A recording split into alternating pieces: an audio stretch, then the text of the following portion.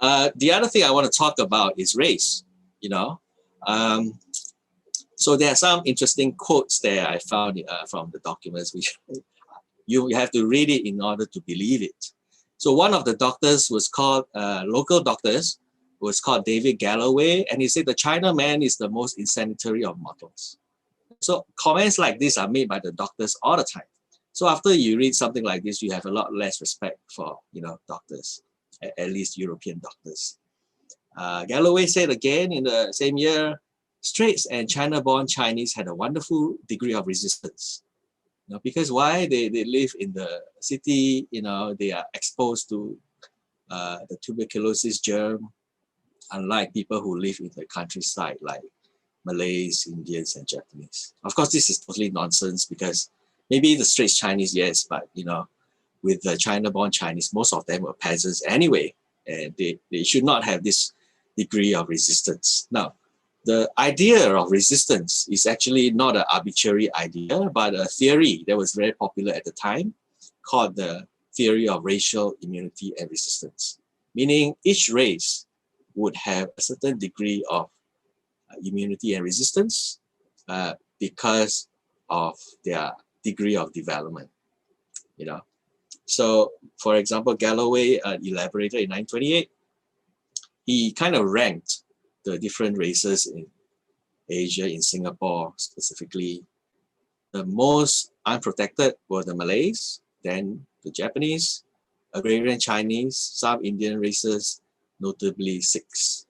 The phase of civilization in which most of the races are under consideration lends itself to the rapid spread of tuberculosis and establishment of a rapidly fatal type of disease. So,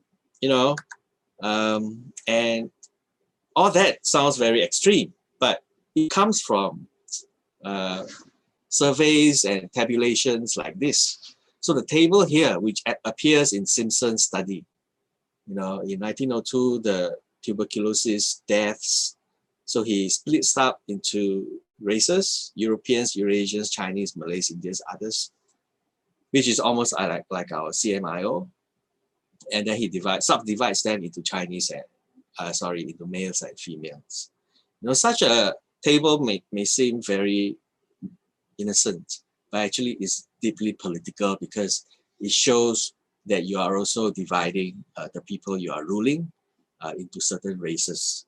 And the disease itself lends a lot of empirical support for your racialization of the society.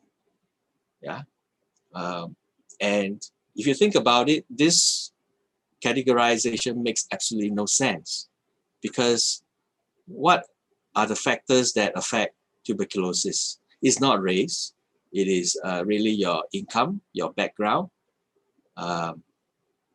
If you are poor, you don't have money to rent your own place, you squeeze into a cubicle with many other people, then you're more likely to get tuberculosis. So it's a factor of income and social class. It's also a factor of age. The older you are, your immunity and resistance decline. So no matter whether you're Chinese or European, the older that you are, the weaker you get. So that's true for all races. Right. Unfortunately for you guys, the most interesting things about the tuberculosis policy happened after the Second World War, when the talk finally ends and some action is taken, after the Second World War. I can talk about this more, during the Q&A discussion. The proposal for